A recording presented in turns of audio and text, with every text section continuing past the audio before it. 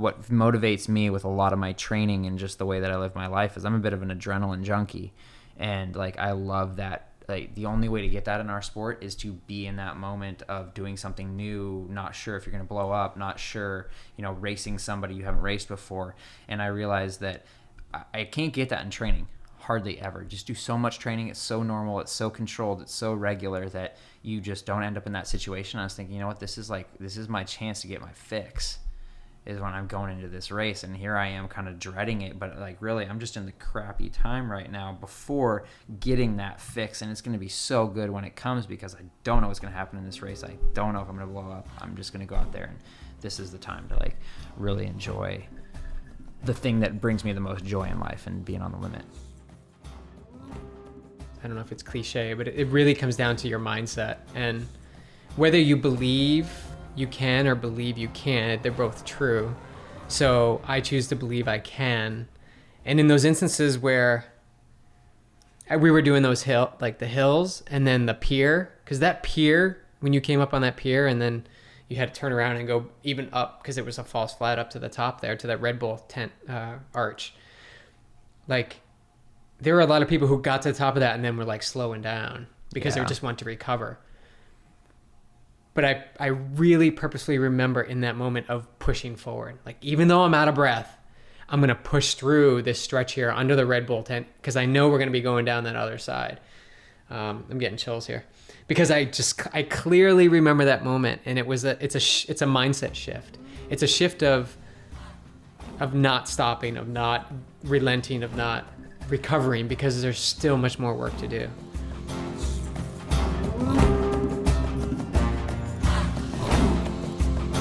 Welcome back to the show, you guys. This is the Yogi Triathlete Podcast. I'm Jess, your host, and this is episode 101. We are cruising on the Pacific Coast Highway with this episode today, possibly more significant than episode 100, says our guest today, Eric Lagerstrom and Brian Gumkowski. I've got them both here, two Oceanside 70.3 finishers, dominators, competitors. And so we're going to get the pro perspective. We're going to get the experienced age group perspective. And we're going to do what we love to do so much after a race: smack it down. Eric, you kicked ass at your first 70.3. You mean you've been a triathlete for a long time on the ITU circuit, and you came in, placed fourth. And not only like placed fourth, but like in a field of legends. Like, that field was stacked. It was crazy, yeah. That was a big reason that I wanted to do this race, is because I knew it would get me excited and really make for, I don't know, a good off season of training, and really let me know if I was actually going to be any good at 70.3. And it didn't disappoint. In the pro meeting, I think Jan spoke up at one point and requested a buoy in a certain spot, and you could just tell it was the Jan show. And I won't lie, I'm pretty starstruck. I've watched that guy all the way through, growing up, and I've always been a big triathlon fan. So just being in the same room and then on the same race course was pretty incredible. It's so cool. And that's one thing I love about triathlon, is that, we're all out there. We're all experiencing the same course at the same time. It's at some point we are all on that course together. Like, we're in that energy of these, legendary athletes, and just incredible power that the pro field brings.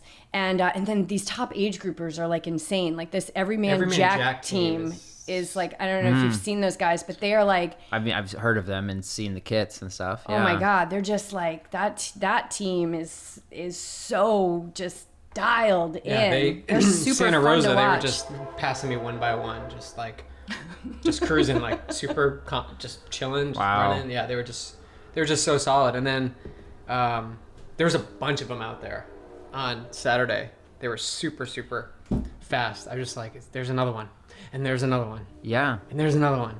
Yeah. But they're an elite age group team, basically. Yeah. I had a little bit of a time passing a couple of them in the last 5K of the race, so they were rolling for sure. But I'm always so impressed by people who are able to do that, to have triathlon still be their hobby technically, and not the thing paying the bills, and to be that good at it while they're waking up at 4 a.m. and have a kid and a family and everything. a lot of respect for that. It's incredible. Yeah, and a lot of them working full-time jobs. It's just I love it because it's like there's no excuses, right? Which is what got me to my first Ironman. Was I was at Coeur d'Alene and I was standing next to this older couple, and we just started talking because that's what you do. Like there's no dividers. It's just one big family coming together.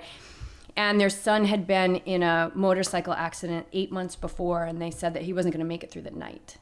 Wow. And here he was, and he had lost a limb and had one of his legs, and here he was out there that day doing Ironman. This was 2008, and I was like, oh, like I gotta do it. Like I can't, like that.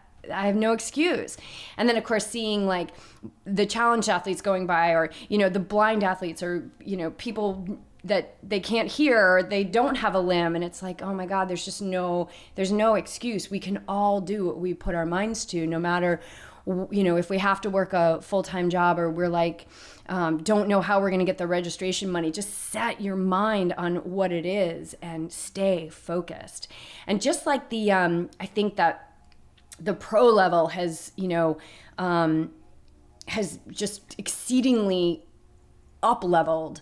And now you guys coming from ITU are totally changing the game. The age grouper game is totally changing too. I mean, like with teams like this Everyman Jack coming in, I mean, it's just, it gets more and more competitive, and it's just more and more people believing in themselves. And I think that is an incredible thing for our world. I think even if you're never feel like you're ever going to do, a triathlon, go and volunteer at one or spectate at one and just see, it's just so amazing what is possible from the human spirit. Yeah, I think you nailed it by saying the energy of the race, and that was something that really hit home with me, specifically with Oceanside, and brought me back to like the very first triathlon that I did back in 2001, and it's that energy that's at the race and the community and everything that it's so contagious. And if you go and watch one, you're going to want to do it yourself, and you don't even know why necessarily. And I think it keeps so many people coming back, and I don't know. For me, it fuels me a lot. It's huge. That it's still on a high multiple days later, and can't wait to go to the next one. And that's a really powerful thing. I don't know if every sport has that. I don't know. BJ, what keeps bringing you back? You've been in the sport for a long time. This is. I mean, and at this distance, half and full Ironman, mostly full Ironman. Mostly full. I think we counted how many halves. I've done more halves, and I've done more marathons. Right. And spent a hell of a lot more time on the course than you have. But what keeps bringing you back? I have a goal that I want to achieve, and each race keeps me discovering more about myself and realizing how bad I want this goal. Because there's times where I'm just gonna, in my mind, there's times that I want to stop. Yeah. And when I do, there's a switch now that just flicks on, and it's like, no, you got to keep going. Like there's something that's keeping me going. I'm not finished yet. And that's in my mind. Even Saturday's race wasn't ideally how I would want it to be. I still pulled so much out of it, and for that makes me a better athlete, makes me a better coach, makes me a better person, because I dig deep in these races. Like I've been going to the point of like, okay, why am I easing up? Like now surge forward. Like why am I trying to take it easy around the buoy? Like no, surge around the buoy. Like you can finish these races now. Yeah. Now it's time to like elevate. Yeah. So for me, there's this drive to just keep pushing myself to do better. Where does that drive come from? Oh, you always go deep. It's the pushing. You wrapped it up so well, and then you're just like one. Come on, this isn't like the boring Today Show. And then, right? And then, who's that dude? Dude, where's my car? And then I'm like that person in the takeout that you want to kill. I know. And then, and no, and then. And then I dig deep. How do you dig deep? So how? Where does it come from? Where does it come from? Where do you feel it? I feel it from. It goes back to that high school injury that took me out of basketball for a season and a half. It's always coming back to that, and it's realizing that I have more in me than what I've put out, basically. Yeah. That's so cool. I love that, because back then, for listeners that don't know that story, you had something taken away from you that you love. Yep. And right now, the thing that you love is this sport, and you have the opportunity to keep going with it. So you're able to still be like side by side with that thing that you love and go deeper and deeper and up level. Even to the point of I've gotten away from doing those little things that I should be doing to keep like the lower back pain away and to keep IT band syndrome away. Like those little things, I've just, once they're good, and I don't, you guys are probably so dialed in to this, but like you just forget it. Like you get back into training. You're like, no, come back to the things that have got you here. Yep. Healthy. Yeah. All right. So let's dive into Saturday. So here you are, like, it's your first one. So you're in the total land of the unknown, right? Obviously, you know, swim, bike, run, you've been doing it. You know, ITU, you're dialed in. Like, we were actually listening to your podcast that we did with you back in, I think it was like November or something like that, or around there, of last year, which is such a good podcast. So if anybody hasn't listened to that one, listen to it. It's awesome. It's podcast 76. But here you are going into the unknown. So what was your mindset going into this race? Did you notice any differences or shifts from going into ITU, like an ITU race, which you know so well? Yes and no. This is for sure. In my mind, this was going to be way lower stress. And in the weeks leading up to the race, I felt much lower stress and more of just an excitement of how well it could go. You know, because even with this race, you know, everybody says, oh, it's such a stacked field. There's so many guys or whatever. And I was like, well, you know, I looked down the start list and I recognized 10 names, you know, versus an ITU race, you dive in with 60 names that you know who all could beat you. And it's just ferocious racing from the gun. And if you make one mess up at the first buoy, might as well stop racing because you're so far back, that kind of thing. So this seemed pretty mellow, but still, you know, 2 days, 1 day before the race, you know, being at the pro briefing, still just all of that anxiety came flooding back and everything. And, you know, I spent a little bit of time trying to figure out why exactly that is. And I think, you know, my biggest fear of racing is that I'm going to go out there and I'm just going to feel terrible. And I'm going to not be in the zone. I'm just going to be trying to go fast. And it's just like nothing's working. My body's not cooperating. And try to decide, you know, if that's really a realistic fear in any way. Because all my training has been great. I don't know exactly what's going to happen, you know.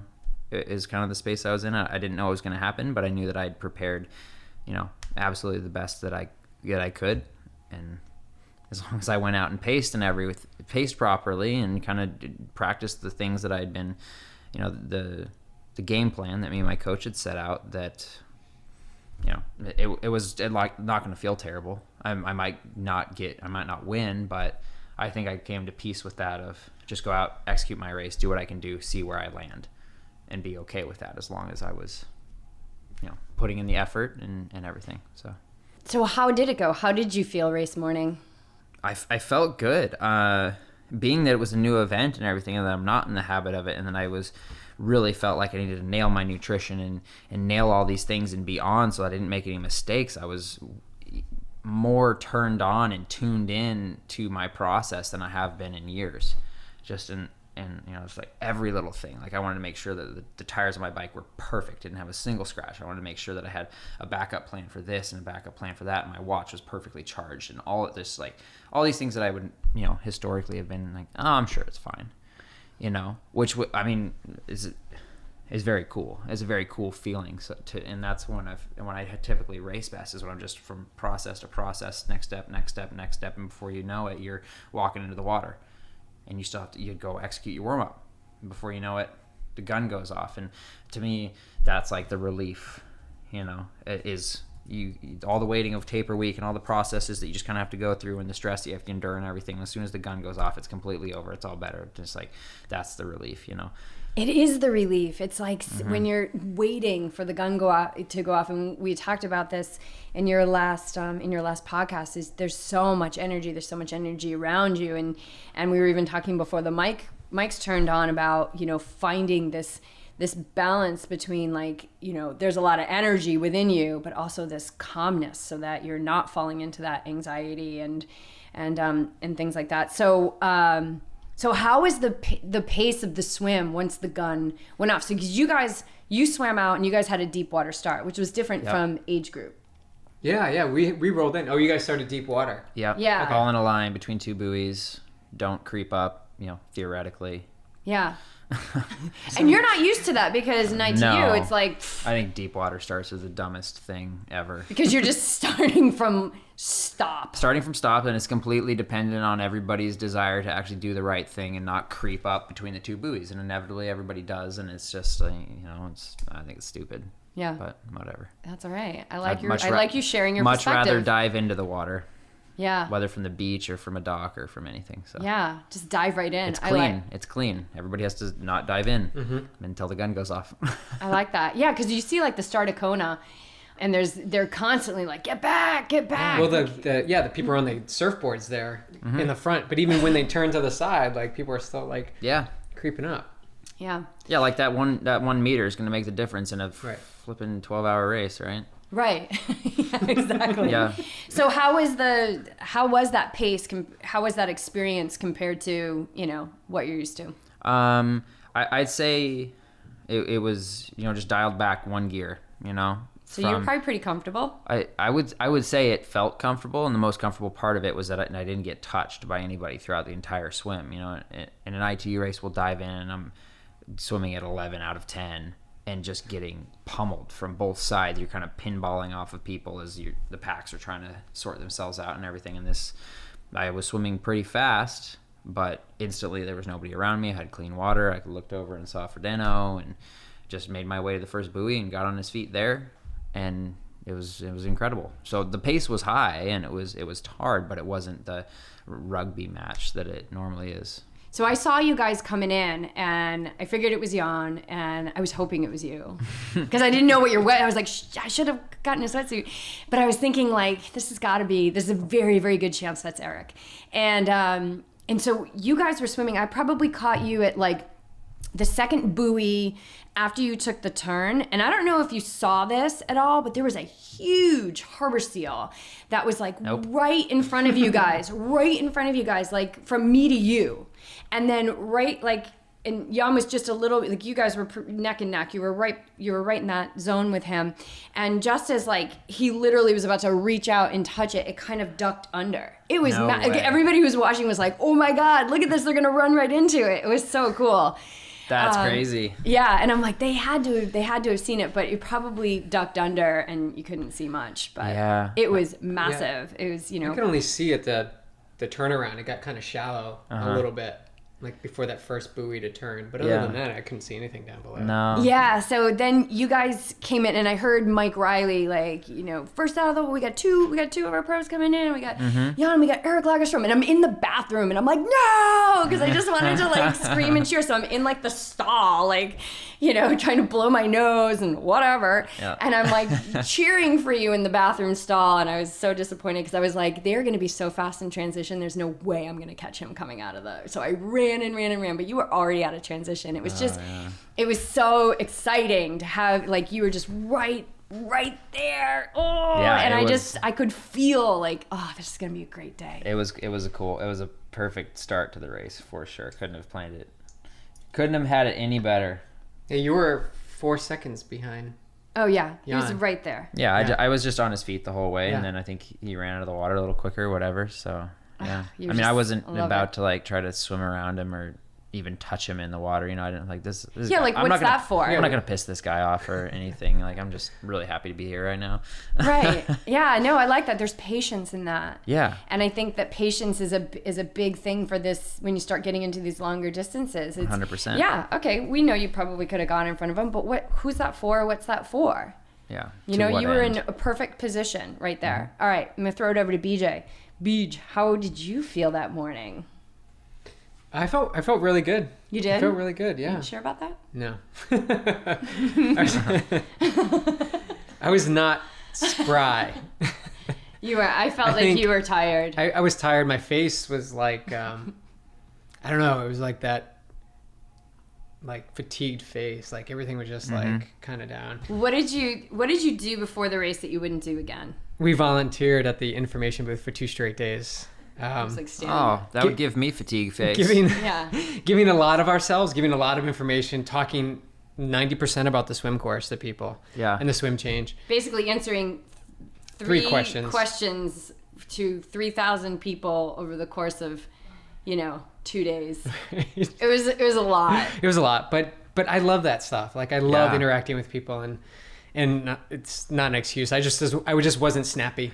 I just didn't have that snap. And so I even tried to run around the transition zone a little bit, like to get warmed up and shake things out. And then walk down the long chute and got into the line for my time. And this is a good thing. So when we were lining up, there was only one group ahead of us. They got to do their practice swim and then line up. And then they started going in. So the practice swim people were coming into their line and going through the little gates, because there were 5 gates for us. Okay. Yeah. To release.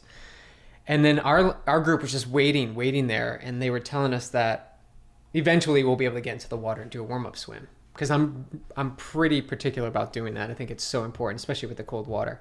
I want to get my face in there. And the time never came, and they were starting to call our group over to the channels to get into the corrals. And so right then I just made a decision. I'm just going to go into practice swim. Like, our group is long enough, I'll be able to get into it. So I went and practice swim, did I don't know, 3 or 4 minutes, just really some hard efforts, blowed out. And then I just got right into line and got into the water. And then I felt that changed everything, because then I was just like, okay, now I'm calm. I've blown it out a little bit. It's really not that cold. I don't know what you thought, but it wasn't that cold from what they were predicting. I didn't think it was that bad. Yeah. No. It was a little colder a couple days before, and yeah, and especially on the ocean side, if you were doing any of the surf stuff. But yeah, I had a pretty clean swim too. And I think on the return route, we had the sun in our eyes. I don't know if you guys did. Not too bad. It hadn't come up. But ours was like, it was like right there. I couldn't see any buoys, but there's that white tall building. Oh yeah. So I just kept sighting for the tall building.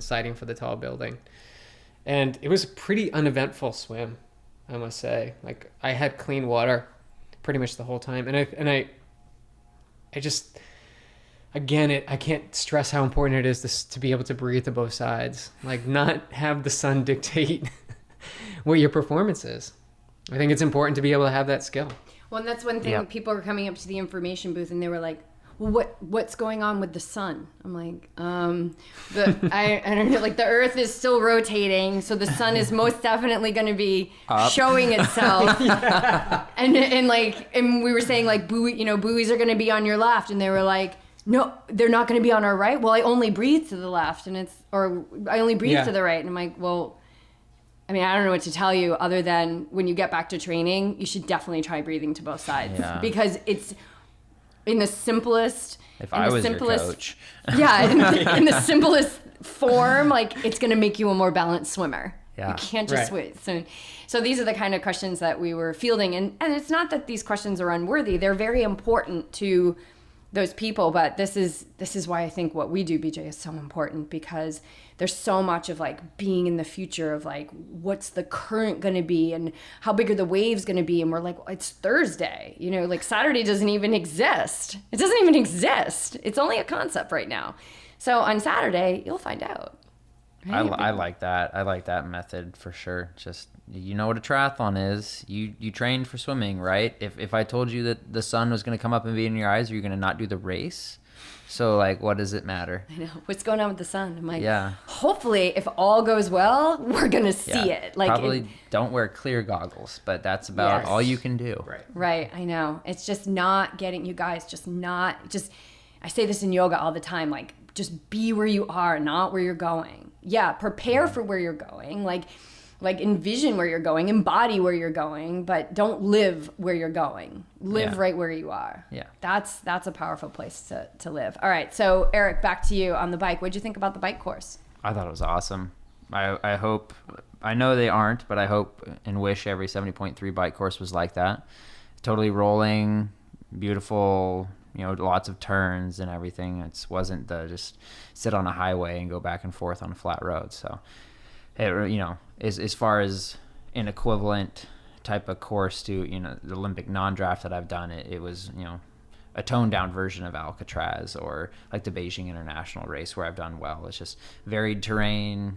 You have to be good at climbing, but it's not all about climbing.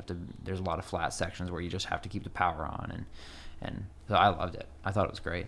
I heard it was beautiful, like back there on the base where we can never get to. But you were saying it was gorgeous. It is.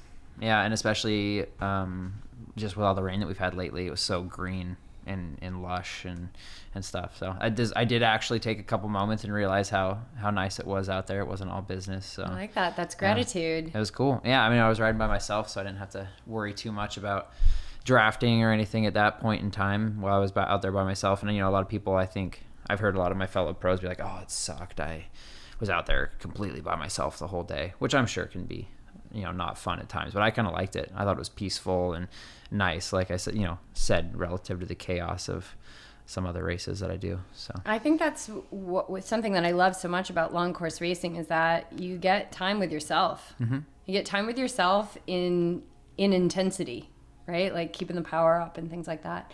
What was I just going to say? Oh, so after you started the swim, BJ, I had to get some training in. So I ran home, took care of Clark, and then I came home and I was checking. And so at that point you were in 6th on the bike, right? So I'm pretty sure. So some people have passed you. Mm-hmm. Yeah.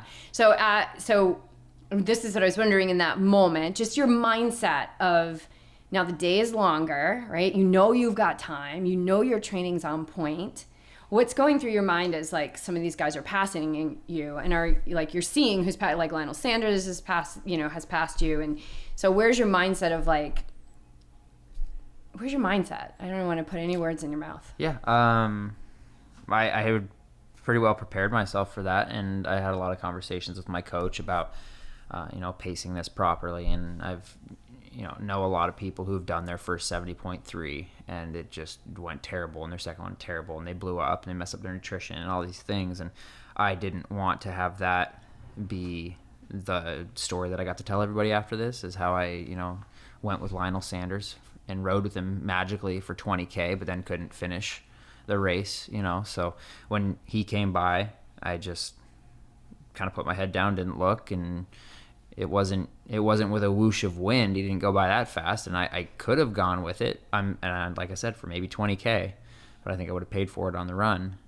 And the kind of the same thing with Jan. I rode with Jan or I could still see him, I think, after 15 to 18 miles or something like that. But I just had to keep reminding myself, Olympic gold medalist, world champion, like, just be cool. This is your first one. And when the group ultimately caught me, that had Tim Reed and Rudy Von Berg, and guy's last name is Franklin, I don't know his first name. When they caught up to me, I knew that Tim was just kind of notorious for racing smart and even and everything. And Paulo my coach had told me that, and so I was pretty relieved to see him. And I kind of went to the back of that group as they had just overtaken me, and sat in and watched the whole process and did a really good job. I think I sat at like 20 to 25 meters most of the time, because I just was not going to get a drafting penalty. That would be very stupid. And then in the last, kind of, I think it was like 15K or so, I went back to the front and rode pretty hard into transition. And we dropped that Franklin guy and came in with Tim. And it was really cool, because I think I got to see kind of all parts of the race, both the time that you spend all by yourself and you have to just let some people go. And I stuck to the wattage plan that I had set out and the goal that I had, and then some time trying to fit that goal into the dynamic of riding with a couple other people. And I'm really happy with how it worked out. If you look at my power file, it's just like completely straight line, almost no drop off, and still was within myself and able to run fast off of that. Oh, it's so cool. It's just racing your own, like, race your race. Your race. So how does that work on your power on the hills? Like, because there was that punchy hill, which was in the age group section. It was like people were starting to get off their bike and walk. It was kind of serious. That first one, that little one. Mm-hmm. Yeah. And then it was the long ascent. But that first little punchy one, do you keep your power like in a realm, or you're just trying to get up over the hill and then you recover on the way down? Yeah, basically I just I kind of keep a speed limit in mind. I know if I Yeah. go over 450 watts, that's going to be burning a match, and that's going to take it out of my legs. I also try to stay seated as long as I possibly can. So that's kind of like my hard rule, and I did that in Alcatraz too. The year that I won it, I got dropped by several people on the bike going up the hills, and I was able to bring it back on the downhills, but ran really well because I didn't have any of those big spikes. And that's honestly, like in ITU, what takes it out of your legs more than it takes it out of your legs in long course racing. It's just that you have these uncontrolled 800, 900, 1,000 watt spikes that just, oh my God, that kills your legs more than just this very even dosed out effort in your control. Wow. That's beautiful. Okay, Beej. Bike. How to go down, because what you've been working on this year is the bike and getting stronger on the bike, because getting stronger on the bike is going to allow you to run to your potential, because we already know what your potential is on the run. It's awesome. It's Kona material. So the bike, what was your strategy and how did it go down? My strategy was just to go hard. I like that. I always conserve like energy, and I'm always like, I want to set myself for a good run. I want to have a good run. But now, safe. Yeah. It's safe. It's cushy. But I already know that. Like, I know where I need to improve. I need to improve on the bike. It shows in my times. It's where I lose spots, or at least maintain my position. I never get any further.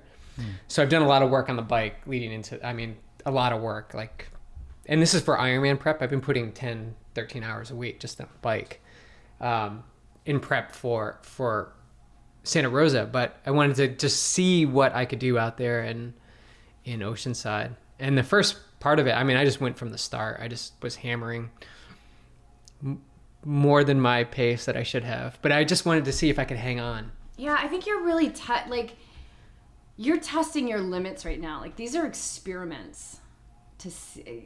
That's what I'm getting. Yeah. Like, it's not like, you can do the distance and you can do certain times, but it's like you're just pushing the limits, which I think for you, and knowing you for so long, this is exactly one of the reasons why you came here to this Earth school is to push your limits and not stay in that safe zone. Yeah, I've done it way too much.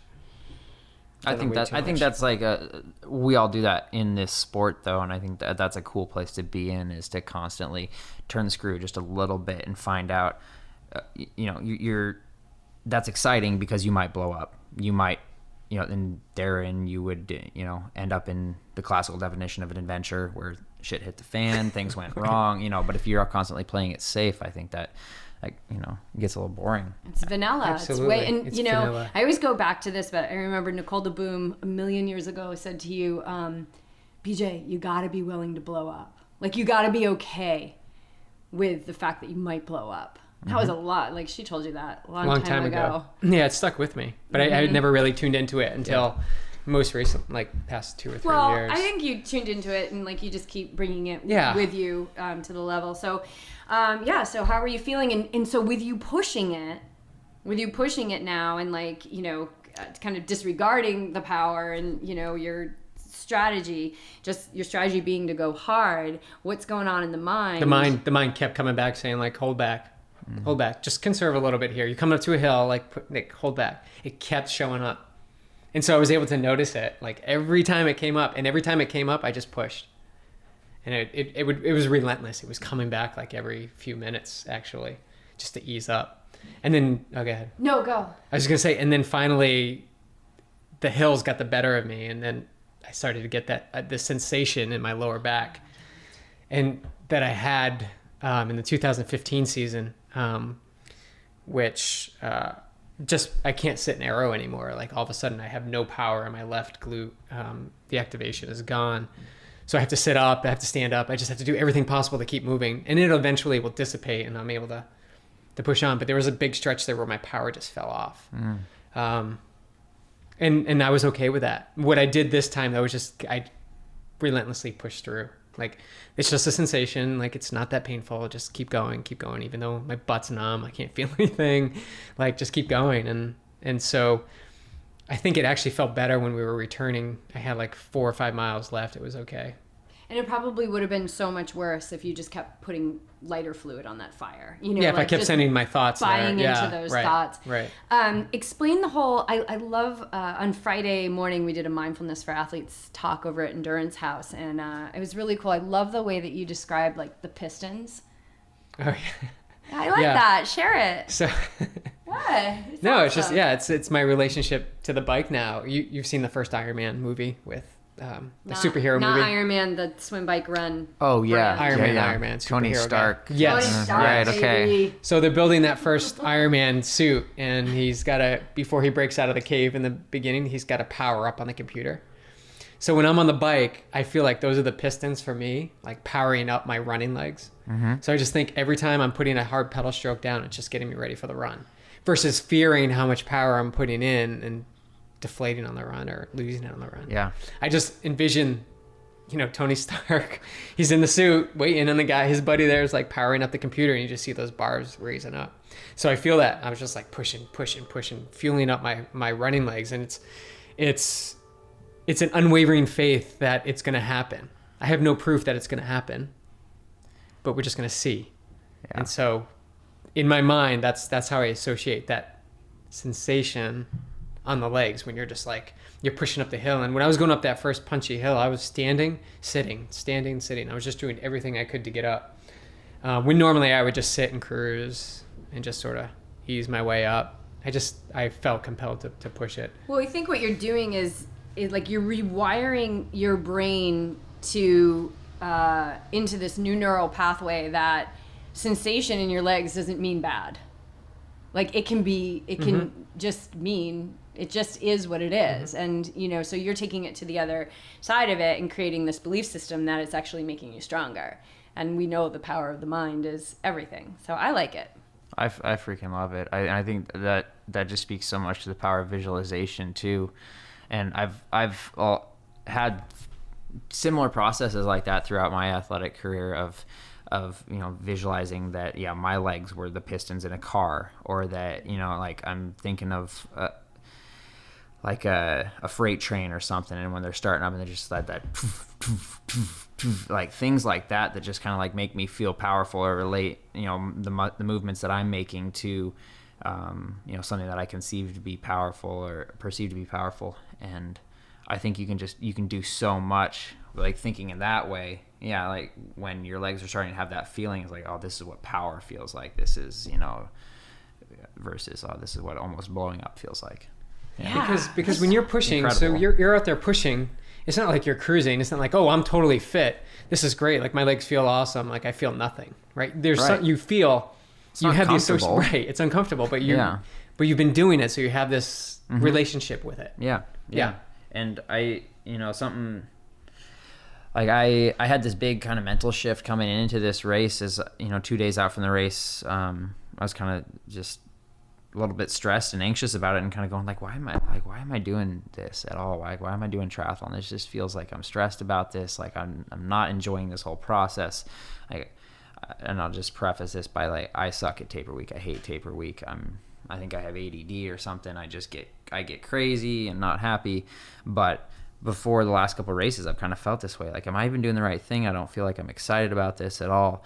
And then I realized, you know what, like what motivates me with a lot of my training and just the way that I live my life is I'm a bit of an adrenaline junkie. And like, I love that. Like the only way to get that in our sport is to be in that moment of doing something new, not sure if you're going to blow up, not sure, racing somebody you haven't raced before.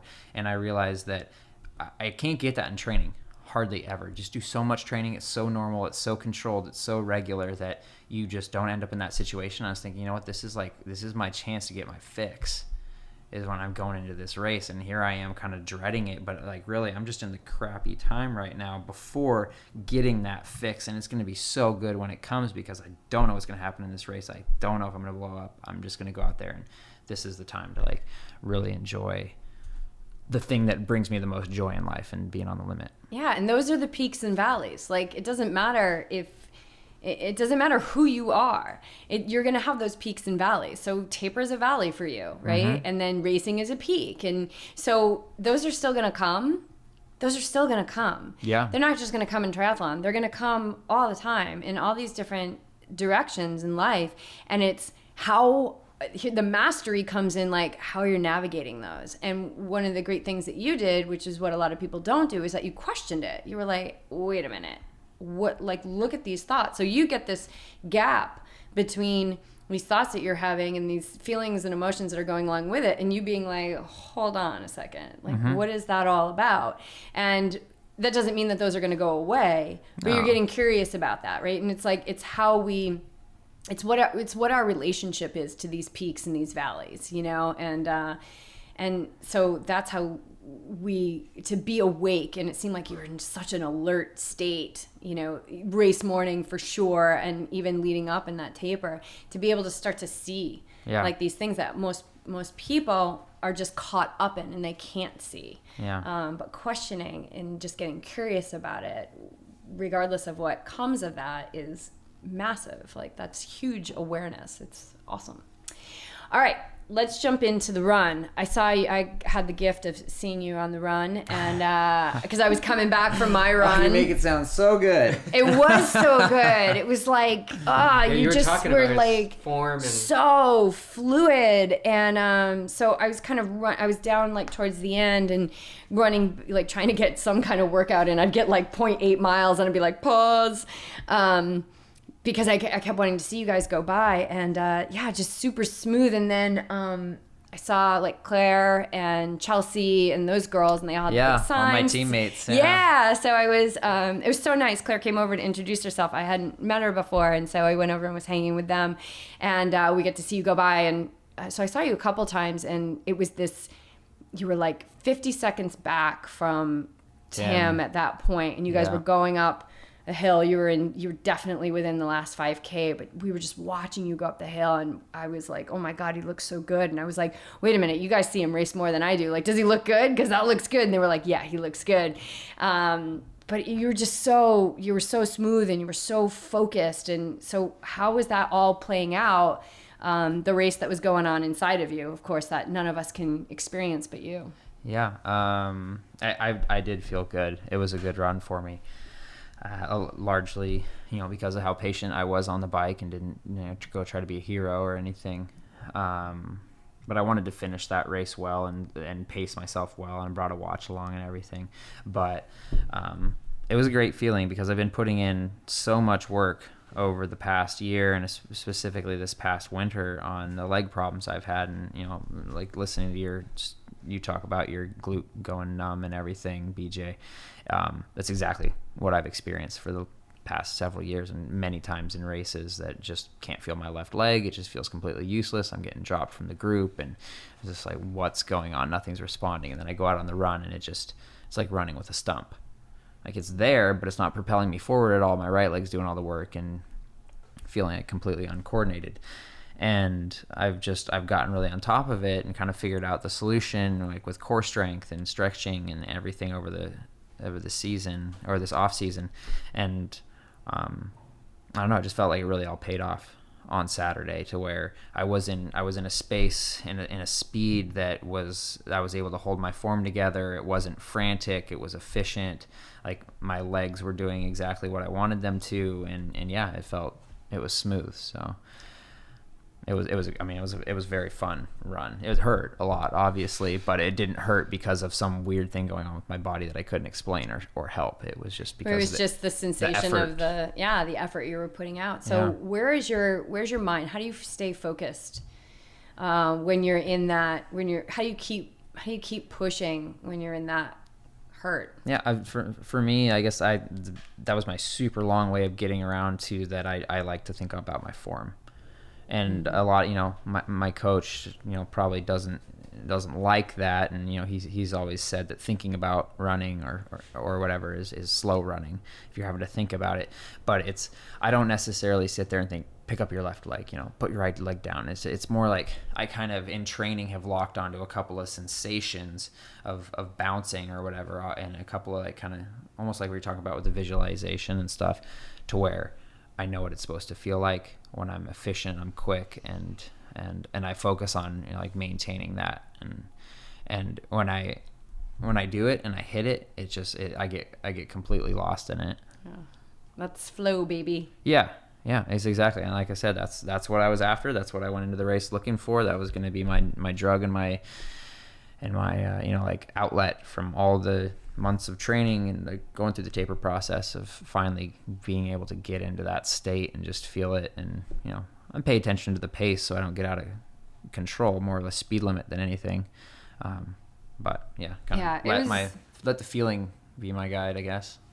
So you said your bike was your watts were pretty stable. What was it like on the run? Was your pace pretty stable throughout the whole race? Yeah, very, very stable. I think I dropped off a little bit in the last 5K maybe, just because the bottom of my feet were hurting so bad. The concrete. I mean, I literally thought the entire bottom of my foot was a blister. And I was just trying to, I'm racing in another 2 weeks. And when I kind of decided I wasn't going to be able to catch Tim, I backed off just a little bit because it was agonizing every time I go around a corner, go up and down or anything. So because what was funny, because when you were going up the hill, I was like, oh, he looks really good, and Claire was like, yeah, he looks really good. Yeah, that's good. And she's like, but I'm not gonna lie, Tim looked really good too. He is such a good runner. He's incredible. That guy, I'm so impressed because we came out of transition and I didn't think I was gonna have an issue, at least running some of it with him, and he took off so fast. It just made a move straight out of transition. So I was running probably 3:15 per K, which is a little faster than I wanted to for the whole race. I think my goal was to average 3:20. I think I averaged 3:28 or something like that, which is all the hills. There's crazy turns at Oceanside and ups and downs. So it's fast, but it's not like just pancake perfect or anything. No, I think there's a lot of hurt on that course. There's a lot of steep, quick little climbs. Mm-hmm. Quick, sharp turns. I'm not even sure climb is an appropriate. It's like 20%. It's like super steep. Might as well be doing stairs. Yeah, up and down. Yeah. It's not, a lot of concrete. It's not like just a hill. No, right. It's not. It's like we need to get to up there is where we're going. Yeah, like the direct route to go straight up. Yeah. Yeah, it was pretty brutal. I didn't, and I run over there and I'm really familiar with that area. But when I was really looking at the maze, it's kind of. I kind of like that, as an athlete. The energy on the course is super awesome. There's people there the whole way. Yeah, that was just intoxicating. How intense all the volunteers and people watching and everything was. Just every 50 feet it was somebody calling out your name or just making you feel like a rock star. It was, such a cool scene. That is one thing Ironman does is it brings the crowd and the energy and it's just there's something about that that's so incredibly powerful. So how did that red carpet feel? It was a relief, that's for sure. I think like I said, I paced it pretty well, and even going out into the second lap of the run, I was thinking I was going to catch Tim. I was I'm going to put in a move here, I'm going to get going, and I put in my move and thought I was going to be running really fast and looked down at my watch and I was running the same pace. Mm-hmm. And that's kind of how the second half of the run went. Way more effort, same pace, got really, really hard. And so getting to the red carpet was quite a relief. And this is kind of a funny story just because you said red carpet. I posted on Facebook, swapping out the blue carpet for the red carpet. Oh, yeah. And the blue carpet, you guys both know ITU is just this iconic thing that is in the transition zone and the finish line of an ITU race. And somebody commented on it, what's the blue carpet? And I was a little bit blown away that someone who is paying attention to me or commenting on my post would have no idea what the blue carpet is when it's such a big deal. And at least in my mind it was, and that was, I'm sure we'll get into that sort of reflection on ITU versus versus Ironman in terms of the public eye on pro racing. So anyway, the red carpet felt good. BJ, how was your run? So you're coming off the bike, and the left leg is, by the way, we have our dinner conversation. We're going to talk about that dead leg and how you got life back into it. Oh yeah. You're coming off the dead leg bike, and how is your run? Because I saw you probably in the first couple of miles, and you were coming up this hill, and you kind of just gave me the head tilt with the tongue hanging out, and I was like, I'm not buying into any of that, right? I'm not buying into that. You keep going, you keep pushing. Yeah. How did it feel? It didn't feel good to start at all. I didn't have the energy from those pistons. But I just kept going. I just kept pushing. I was the same thing. Like actually like a few miles in, Eric, bottoms of my feet were already fired up. Like I couldn't feel my left foot. And then the bottoms of it felt like big blisters too. Yeah. Like it must have been the concrete. Just hot, right? Like they're just like on fire. Yeah. Yeah. Like friction or something. Yeah. There's no give. Oh, I don't miss that. But I was trying to go as hard as I could, you know, right from the start. I didn't want to hold anything back. And I don't, as listeners know, I don't normally wear a watch when I run, but I did have one here because I just wanted to see paces and it just messes with my mind. But when I looked down after that first mile, I saw it was like 7:15, and then after that it was like 7:30, and I was like, this is not going in the direction I need it to go. So I have control, so I don't look at my watch. Like I didn't look at my watch for the last 11 miles. I just was giving it the best effort I could, and I had dropped my salt tablets, and usually they have base salt. Like there's the base salt tent at Ironman races. Like they're just crazy people. Like they have like booming music and they always have free salt. And I was just relying on that. And so every aid station I would go to, I was like, do you guys have salt? And everyone was like, we have pretzels. It's like, no, I can't do pretzels. You could have licked the pretzels. I could have licked the pretzels, but I didn't want to stop, right? Because my thing is like, I stop every aid station or so and I'm like drinking. I just want to keep going. So I took Coke right from the start. And you forgot to say that you threw up twice on the bike. Oh yeah, I did. You kind of had a rough race. I think the salt water really got with me. Oh, But I threw up my bars on my Garmin. Well, you had salt then, so right. Good couldn't point, be the Eric. salt. Right. you threw up your salt. So I guess I didn't need salt. So how did the Coke? So you went to Coke right from the start. I went to Coke right from the start, and then I had a gel at like 6 miles, and I really don't need much on the run. But I just didn't have that. I just didn't have that quick turnover. I was trying to do the quick turnover. You know how you get into like a rhythm, and then you realize you're just like you're plodding along, and there's definitely a quicker cadence that you can keep. Yeah. I would push myself into that quicker cadence to see how long I could keep it. But mine was focused. Mine was good. Although I kept looking at other people, and I kept bringing myself back. Like, why am I looking at other racers to see if I know them? It means nothing. I've got a race to do here. But yeah, it wasn't my fastest run, but I definitely hung in because there were a few times I just wanted to stop. I just wanted to stop at the aid station, just like, you know, hang over for a minute, which I have been known to do at Ironman. Just maybe it's too hot or something. I'll just stop at an aid station, bend over, and just catch my breath there. But I just wanted to keep moving. So the whole thing was just to keep moving. And then something happened around 7 or 8, and I was able to just pick it up and maintain that pace. And then in the mindset, it's like, okay, now I'm starting to kick in. Now it's starting to get better. And you start passing people. Like, Which so goes to show that you're ready for an Ironman. Yeah. Like you're kicking in at mile 8. Yeah. And not that the pace was showing that, but my effort was a little bit more. You looked better. It felt better. Yeah. You looked so much better on the second loop. Like, yeah. I was like, okay, there he is. Like, yeah. You looked so much better. That could have been the Coke coming in. But I think that you're such an amazing athlete, BJ, because, I mean, when you described your day, like the dead leg and the throwing up and the not having the salt or not having any of that on the court, like none of that got you down. And it's so amazing. Like, this is like if you looked at this race, like you had the peak of like you love to race, but then the whole time you were in the valley, but you just kept pushing. And I think that just makes you such an amazing athlete.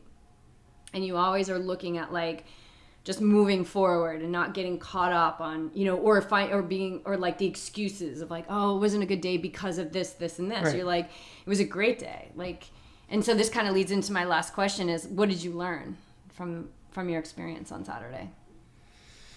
And how is that going to help you moving forward? It really comes, and this is, I don't know if it's cliche, but it really comes down to your mindset. And whether you believe you can or believe you can't, they're both true. So I choose to believe I can. And in those instances where we were doing those the hills and then the pier, because that pier, when you came up on that pier and then you had to turn around and go even up because it was a false flat up to the top there to that Red Bull tent arch. Like there were a lot of people who got to the top of that and then were like slowing down because they just want to recover. But I really purposely remember in that moment of pushing forward. Like even though I'm out of breath, I'm going to push through this stretch here under the Red Bull tent because I know we're going to be going down that other side. I'm getting chills here because I clearly remember that moment, and it's a mindset shift. It's a shift of not stopping, of not relenting, of not recovering because there's still much more work to do. And so what I took away from it is like, I can do that and I can do that more. Like there's many examples of that on the bike, on the swim, bike, and run where I need to push myself more. And it just proved to me that I have it in me. Sometimes you need to see a little sign, maybe a little something. I think unwavering faith and belief is huge, and it's something I work on a lot. Because I think we all have doubt on a little level, on our each level. But when you can actually see a little something where you've made some progress, like I'm putting that in my back pocket and I'm taking it with me to my next race. That's so badass, babe. I love that. Thanks. It's so cool. It's pretty cool. Yeah, dude. Eric, what did you learn? What are you taking away from this?